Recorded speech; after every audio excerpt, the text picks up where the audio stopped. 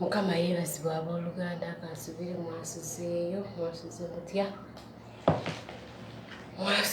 mutya abooluganda nze nasuze bulungi era ndi bulungi Mukama yeebazibwe mwebaza nammwe nsuubira mwasuzeeyo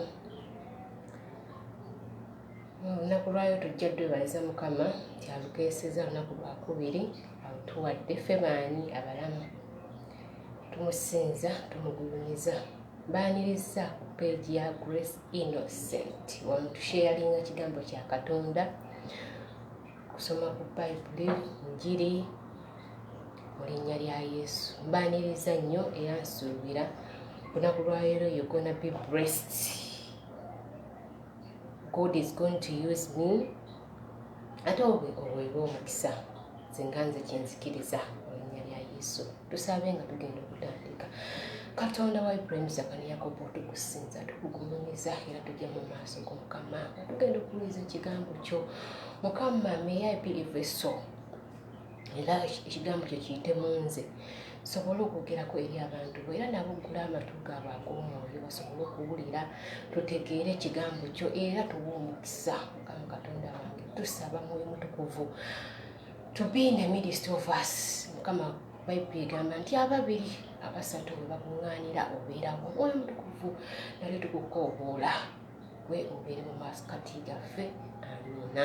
Mukama bakuwe omukisa. Olunaku lwa leero tugenda ku kigambo kya Mukama nga tugamba nti restoration kibeera mu Luganda kibeera nga okuddizibwa ebibyo. So enjiri yayo egenda kubeesinga nnyo ku restoration. God to restore everything omubi kyeyanyaga. Mukama abampeera omukisa nga bwe tugenda okuwuliriza nga bwe tugenda okuweebwa omukisa nga bwe tugenda mu kigambo kye. Restoration y'enjiri y'olwaleero era tugenda gibeesingira mu Yoweri chapter 2 verse 25 to 26 olunyi tugenda okubeesingirako Yoweri. Haleluya, haleluya. Yoweri egamba etya? Egamba era ndibaddiza emyaka egy'enzige gye yalya kalusejjera nakacaaka n'akawuka eggye lyange eringi. Basically tuli wano nga Katonda agamba nti era ndibaddiza Mukama yeebazibwe era ndibaddiza emyaka enzige gye yalya.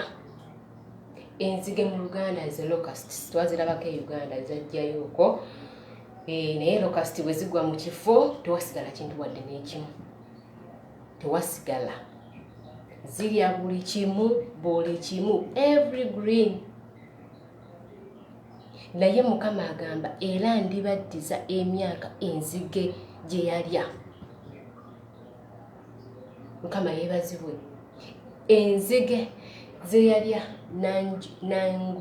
Nangula Gaddafi. Mukama yeebazibwe. I welcome you on this platform.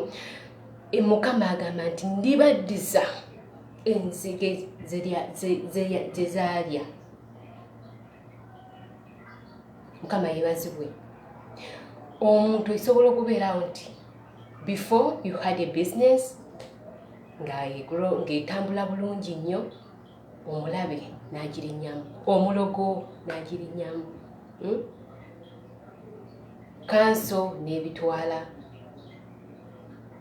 be it your marriage oba baana bo mu nsi muno mubeeramu ebintu bingi nnyo tuyita mu bintu bingi nnyo naye Katonda agambye era ndibaddiza emyaka buli mwaka. Ate Katonda bw'agamba okuddiza tabeesingira ku byensi. Katonda bw'aba agamba okuddiza abeesingira ku ky'omugulu ekikyo your blueprint eky'omugulu kyabeesingirako kyagamba nti kyengenda okuddiza. Mukama yeebazibwe ekikyo your original design.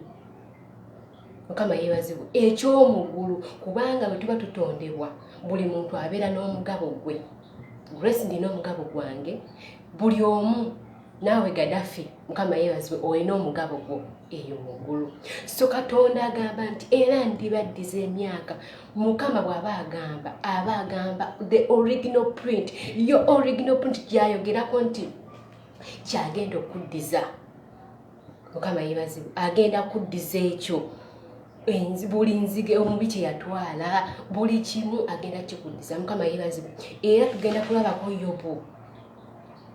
Anti tulabe Yeremiya 3:17 egamba kubanga ndikukomezaawo obulamu era ndikuwonya ebiwundu byo. Kati kwantuuze ku health, oli mulwadde oba kansa oba bizezengere zonna endwadde, Katonda agambye nti era ndikukomezaawo obulamu bw'omulwadde ali emulago ali nakasero. Ekigambo kya Katonda kiramu tekirimba, Katonda afitalimba. Bayibuli egamba kiyina obwogi bwa njuyi bbiri kiyuzaayuza. Bwe kibanga Katonda yagambye nti no kubanga ndikukomezaawo obulamu era ndikuwonya ebiwundu. Bw'atyo bw'ayogera Mukama. Mukama yeebazibwe. Omulwadde beera ddamu amaanyi obulamu bukomawo. Ekintu kiri kimu ky'olina okukola. Seek God. Noonya Katonda kyekyo kyokka. Noonya obwakabaka bwa Katonda kubanga Bayibuli etugamba nti musooke munoonye obwakabaka bwa Katonda. Buli kimu kiribaddizibwa. Buli kirungi kiribaddizibwa. Kati gwe noonya obwakabaka bwa Katonda. Oyimirire ogambe Mukama.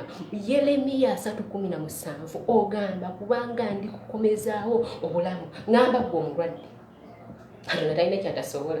N'omulwadde wa siriimu asobola okumuwonya. Katonda waffe talina kyalemwa. N'owa kansa asobola. Kisinziira connection gy'olina naye. Kisinziira engeri gy'omusiikinzeemu, engeri gy'omunoonyezaamu. Katonda waffe w'amaanyi n'okukirawo. Noonya amaanyi agasobola okutonda ensi n'eggulu. Bw'olowooza amaanyi agasobola okutonda ensi n'eggulu tegasobola kuwonya kirwadde kyekyo. Mukama yeebazibwe. Bw'olowooza amaanyi agatonda gwe ye Mukama agamba nti nze Katonda w'abalina omubiri olwo ekinnema tewali kimulema. So tuli nti Katonda agenda kuddiza buli kimu, asobola okuddiza buli kimu ekikyo. Ate bwe tugamba okuddiza agamba ekiri muggulu kiki ky'olinayo. Mukama yeebazibwe. Then tuddeko ku Zabbuli 15. Zabbuli 51:12 egamba etya? Zabbuli 51. Onkomezeewo essanyu, ono nno Dawudi nga yagamba Mukama. Onkomezeewo essanyu ery'obulokozi bwo. Onkomezeewo essanyu ery'obulokozi bwo. Oweddemu essuubi. Oweddemu essuubi. Oweddemu amaanyi. Olaba oli ku kisenge okomye. Mwana wattu si we bityo ebibeera. Dawudi agamba Mukama nti onkomezeewo essanyu ly'obulokozi bwo. Onkomezeewo onyweze n'omwoyo ogw'eddembe. Omwoyo wa Mukama wa ddembe. Dawudi amugamba nti onyweze n'omwoyo ow'eddembe. Oli mulwadde, essanyu likwegamba likubuze, olaba okomye, olaba ogenda kufa, abasawo bo bakutemye bagambye eno condition yo okuwonyezebwa tewali. Mwana wattu toggwamu ssuubi. Toggwamu ssuubi. Yeremiya agambye nti Yeremiya Yeremiya chapter 30:17 egambye kubanga ndikukomezaawo obulamu bwo. Obulamu bwo agenda kukomezaawo. W'omulwadde Mukama yeebazibwe. Obulamu agenda kukomezaawo. Bwe business ezigudde sofa quarantine ekoze elese ebintu bingi, downfalls nyingi mu businesses. naye Mukama agambye nti ndibaddiza emyaka enzige. Ndibaddiza emyaka egy'emyezi 2 oba myezi 3 Mukama agenda gikuddizaamu. Agenda zikuddizaamu enzige gye ziridde, agenda zikuddizaamu. Katonda waffe w'amaanyi, talina kimulemwa. Gera bw'agamba nti nze Katonda w'abalina omubiri, waliwo ekinnema, asobola kuddizaamu. Bizinesi wajja asobola gikubisaamu emirundi 2. Tulaba Yobu 42:10 agamba atya? Yobu, awo Mukama n'akyusa obusibe bwa Yobu bwe yasuubirwa mikwano gye. Mukama n'awa Yobu okusinga emirundi 2 ebyo bye yali na olubereberye. Wow. Mukama yeebazibwe.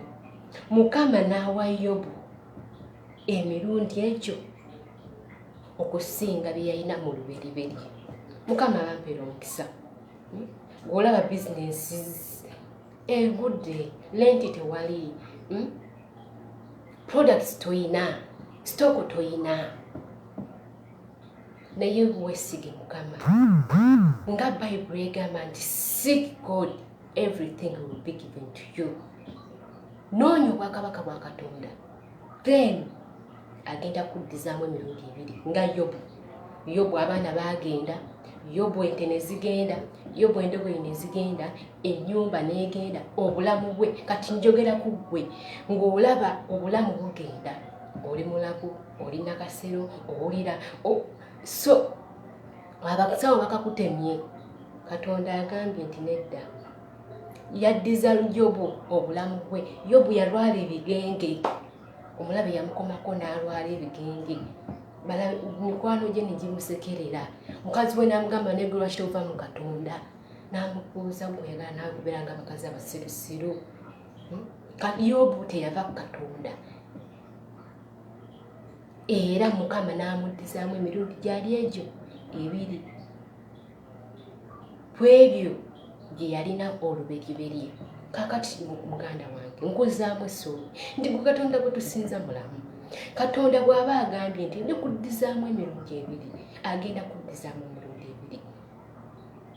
Gwe ky'olina okukola kumwesiga, ky'olina okukola kumwesiga na kumukoowoola. Mukama yeebazibwe. Kyo ky'olina okukola. Nkwegayiridde olunaku lwaleero toggwamu essuubi. Olunaku lwaleero ddamu amaanyi, yambala buto, ddamu oyambazibwe, oyimirire, kyukira ekisenge. Waliwo omusajja yali mu Bayibuli, Ezekiya some sort of kind. Nabbi yajja n'amugamba nkubuulire, Katonda agambye bw'ati ne bw'ati. Ogenda kufa, endwadde gy'olwadde tegenda kuwona. Yagamba nedda. Yakyukira ekisenge. I think he was Ezekiya, some sort of bwekityo ndoza bwekiri. N'akyukira ekisenge n'amugamba Katonda wange, kino bwekiti ne bwekiti. N'amujjukiza buli kimu. Katonda n'agamba olwo mwana wange lwaki? Ezekiya n'awona naye nga entuuko ye yali etuuse, yali agenda kufa. Kati nkuzaamu essuubi. Katonda gwe tusinza mulamu. Katonda waffe w'amaanyi, tewali kimulema, tewali kyatasobola. Agenda kuddizaamu emirundi 2. Olaba oli ku kisenge, naye agenda kuddizaamu emirundi egyo 2. Ate Katonda bw'agamba nti agenda kuddiza, Katonda bw'agamba nti kati nkulowoozezzaako grace, takulowooleza ku bino eby'ensi, akulowooleza ku ky'eggulu. Eggulu kiki kye kirinayo ekikyo? Eggulu kirina kiki ekikyo? Mu linnya lya Yesu, ettaka lye balitutte, totawaana, kyukira ekisenge. Agenda kuddizaamu emirundi egyo. Bizinesi zo zigudde, agenda kukyusizaamu emirundi egyo. ebiri. Mukama yeebazibwe. Katonda waffe w'amaanyi. Amiina. Musumba Morini kwaniriza ku platform. Mukama Katonda waffe agenda kuddizaamu emirundi ebiri era bw'atyo bw'agamba mu Isaaya chapter 61 verse 7. Isaaya mu kifo ky'ensonyi zammwe muliweebwa emirundi ebiri, ne mu kifo ky'okusaalwa balisanyukira omugabo gwabwe. Mu kifo ky'ensonyi zammwe muliweebwa emirundi egyo. Mukama yeebazibwe. Mu kifo ky'ensonyi zammwe muliweebwa emirundi ebiri. Mukama yeebazibwe. Ogenda kuddizibwa. Omulabe sitaani bw'aba akubira mu public. Ekyo kikyo ye mumanyiiko. Akuba n'oswala nti obadde waggulu eri n'akussa wansi. Ne batandika gundi abadde bw'ati, gundi abadde bw'ati. N'oswala mu bantu, mu banno. Yobu yaswala mu banne. Yaswala kozi yali mugagga naye yatuuka okuba ng'ali awo ne banne namugamba guwa baaki. Naye Mukama agambye nti mu kifo ky'ensonyi zammwe muliweebwa emirundi ebiri, ne mu kifo ky'okusaalirwa kwammwe balisanyukira.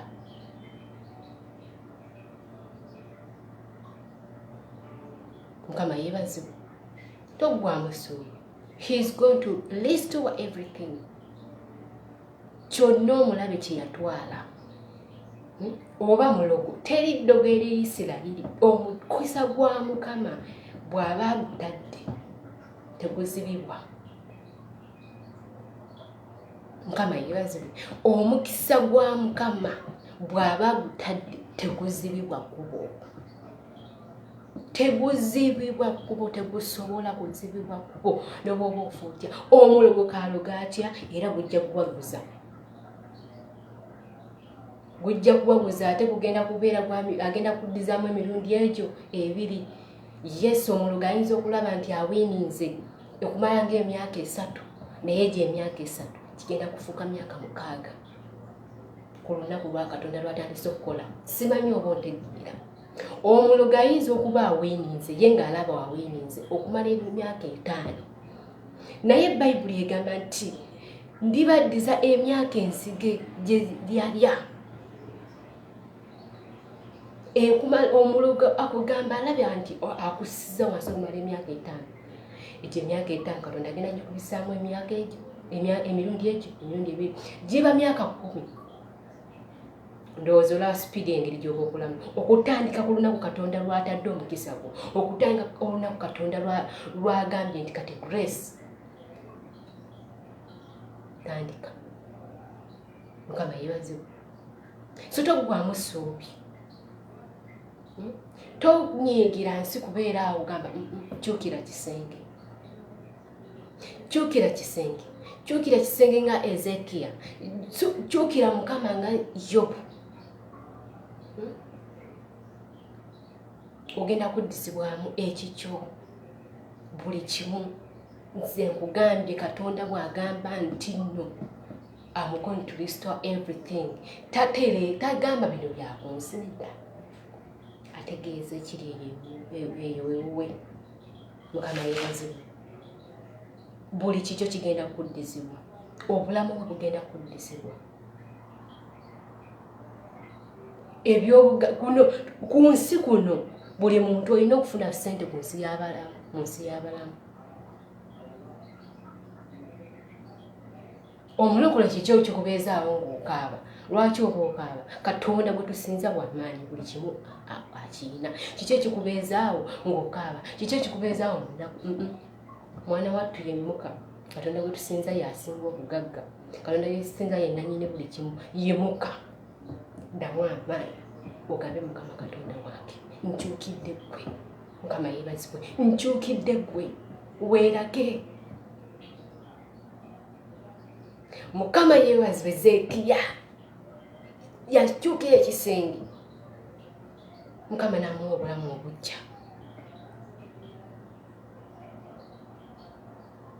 yimuka yambala saba noonya Mukama persist munoonye nga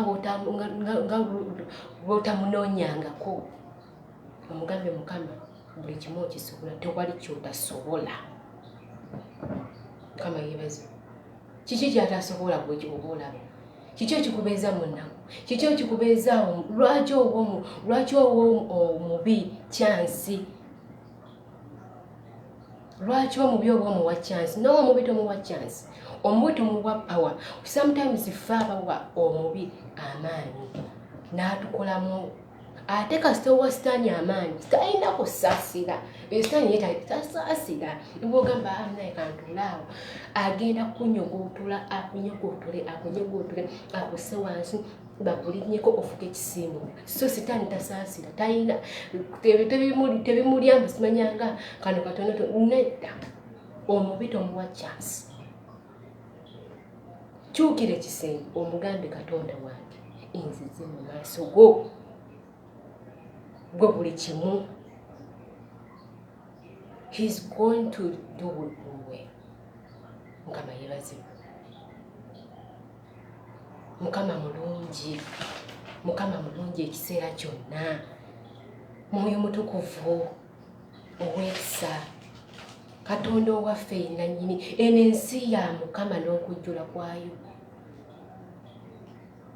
eno ensi ya Mukama n'okujjula kwayo ffe abatasaba ffe abatawa bamalayika mirimu bali eyo theya idol tebalina kyakola oli awo oli anti ndwadde towa Katonda byakola Katonda yaliwo kulwana Katonda gwe twasinza Katonda w'Abakristaayo Katonda wa ntalo mmwe abatamuwanta byakukola n'atuuleyo gwe Katonda muwe ebyokukola akulage nti asobola Katonda bamalayika tubawe ebyokukola Mukama yeebazibwe tubawe ebyokukola tuve mu kudda mu kwekubagiza tuve mu byoku tubawe ebyokukola kubanga kyekyo kyalina tumuwe ekyo tumuwe akole ekyo kyalina okukola naye gwe buli bw'otuula neweekubagiza buli bw'otuula n'okuwamu amaanyi Katonda oba tomuwadde kyakola ate nga gyegyo emirimu gye era agisanyukira nnyo era tukanogamba bannagye omwana wange ono ng'asirise nnyo bulesi ng'osirise baako ky'oŋŋamba nkukolere baako olutalo luŋŋamba nnyingiremu Mukama yeebazibwe baako olutalo luŋŋamba nnyingiremu ate nate weewuunyira bw'olokoka njagala omanyi nti Katonda waffe wa ntalo sometimes bw'obanga gwe tozaagala then abo beerako ebbali kubanga yajja ddusiibuula kinaalusiikuuza ayagala okulaba nti yeegonza kati kiri gy'oli okugamba nti Katonda waffe mulwanyi wa ntalo kamuwe olutalo lumalwanyi kamuwe obulwadde buno awonye kamuwe bizinensi eno agikuze kamuwe bizinensi eno addemu agirose ziti kulosa byonna bibiri Mukama yeebazibwe kamuwe abaana bange addemu abateekemu obwongo osobola okuzaala abaana ne bafuuka ebirerya naye Katonda agambye agenda kuddizaamu sabakyukira ekisenge bajja kutereera obufumbo bwo omubi abulinnyeemu Katonda agamba nti he's going to restore everything buli kimu ekikyagenda kiwa according to the original design according to your print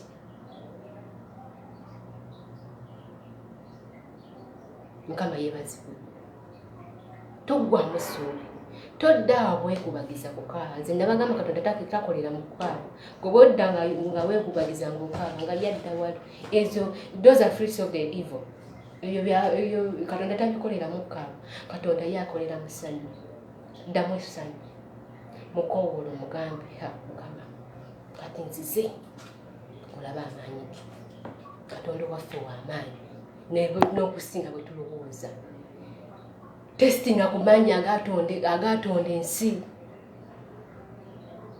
golowooza testing akumanyi agaliisa ebinyonyi ebyo tebibaza mmere biseera awo kinyonyi kirima naye kibirya agamaanyi agabiriisaako agabibeezaawo gatestingeko mugabe mukama agamaanyi ago kenjagala okozesa omponye mukama yebaze Katonda wali ku lwaffe ffe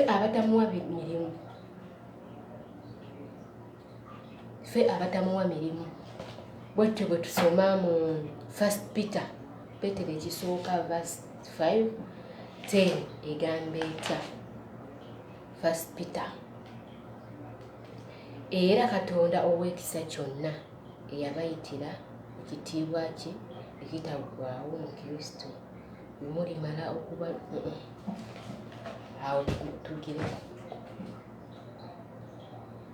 kaakati nkuzaamu essuubi mulokole munnange gwatali mulokole nti Katonda gwe tusinza mulamu nti Katonda gwe tusinza asobola omulogo ne bw'aba akuloze omubi ne bw'aba akulinnyiridde Bayibuli egambye etya egambye nti emirundi egyo ebiri gyagenda okuddizaamu toggwamu ssuubi Katonda bw'ali ku lwaffe era tuli bawanguzi mu Kristo tuli bawanguzi n'okukirawo Bayibuli egamba nti ffe abakkiriza Mukama tulitumbira mu bbanga agenda kutumbiza mu bbanga tupooluse ono ye Grace gwe mmanyi oba agenda kutumbiza mu bbanga ng'empungu wekasita omwewa wekasita omumanya nti ye Katonda wa buli kimu wekasita omanya nti tewali kimulema agenda kutumbiza mu bbanga talina kyatasobola kukola talina kyatasobola kukwatako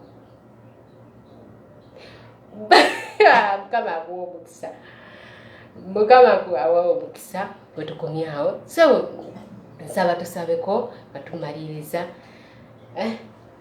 Musumba Moriri Mukama akuwa omukisa tusabeko nate nga tukkiriza nti Katonda kyonna kyabadde kyonna ekibadde ekikyo ng'enzige zaakirya omulogo yakitwala kyonna kyekiri oba kiki naye olwaleero katukkirize Katonda akole olwaleero nkusaba okkirize Katonda akole mu bulamu bwo nkusaba busabi omutestingeko Katonda wa Ibrahim Isaka ne Yakobo tujja mu maaso go nga twebaza ekigambo ky'otuwadde era nga Bayibuli etugambye nti you to restore everything buli kimu enzige zaalya ogenda kituddiza era emirundi ebiri nga wakolera Yobu nti bingi omulabe bye yakwatako naye Mukama wamuddiza n'omusanyusa n'osanyusa emmeeme ye n'osanyusa buli kimu ekikye Mukama Katonda wange nzija mu maaso go tukukoowoola Mukama Katonda wange ekigambo kyo nga bwe kiri ekiramu leka kirabisibwe mu bulamu bwaffe tuddize buli mulabe kyeyatutwalako otuddize according to our blueprint in Jesus' name Mukama tukukoowoola ekisa kyo tukoowoola amaanyi go tusaba otulage ag'amaanyi agatonda ensi g'oba okozesa okuwonya endwadde zaffe g'oba okozesa okuwonya bizinesi zaffe g'oba okozesa Mukama okutuwa buli kimu emirimu gyaffe egyali gifudde g'oba